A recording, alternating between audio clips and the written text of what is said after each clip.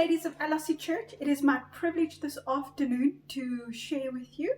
So I'm going to start by saying Happy Women's Month. I had the privilege of sharing with you about a woman called Abigail, Nahum's wife. We read about her in 1 Samuel chapter 25. I encourage you, ladies, go and read it. It is such a good story. I've learned quite a few lessons, and I'm going to share those lessons with you today. So anyway, our first introduction to Abigail is that she is a beautiful woman, and she's a woman of understanding.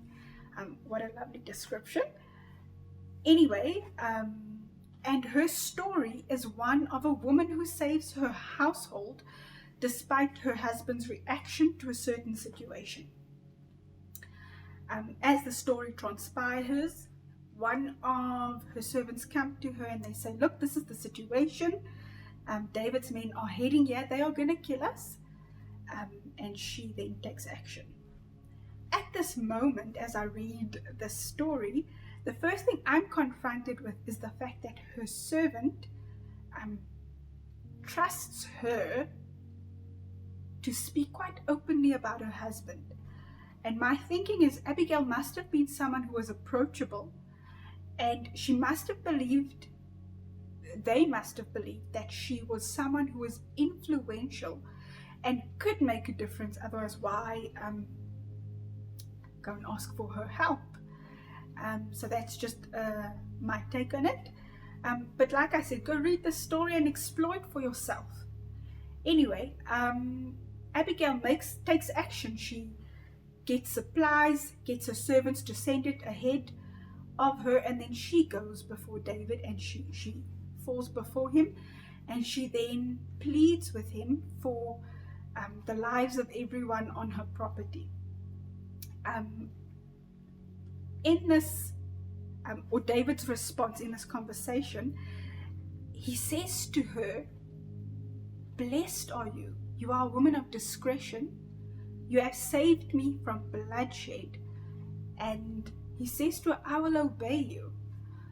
Those words are quite profound. If I think of just, King, well, he wasn't king yet, but he led this army, and he's saying to a woman, "I will obey you."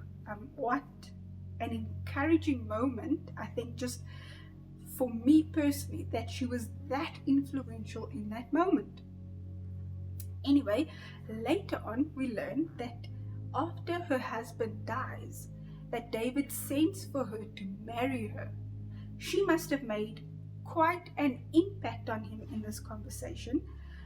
And I don't just think it was her beauty. He said to her, "You are a woman of discretion." And I honestly believe that he was confronted in that conversation with her bravery, as much as just her wisdom and how she carried herself. Proverbs 11 verse 22 says, I'm going to paraphrase, that a gold ring in a pig's snout is like a fair woman who is without discretion. Ladies, I want to encourage you. I know that we are, as women, we are living in a time where women are fighting for their voice to be heard, and there are so many tools available to us. There is feminism, putting on masculinity, there is using your beauty. There are just so many options available to us, but I want to encourage you with this option. Colossians 3 verse 3 says that we ought to hide ourselves in Christ. And as we've just seen, Abigail was able to discern who David was, and then she took action. And I believe that when we hide ourselves in Christ, when the moment calls for it, that if it is required of us, that we will be able to take action because of who we are in Christ. And that is just such a beautiful encouragement personally that I've taken from this story. Ladies, you may be called to save your household. Happy Women's Month. Love you lots.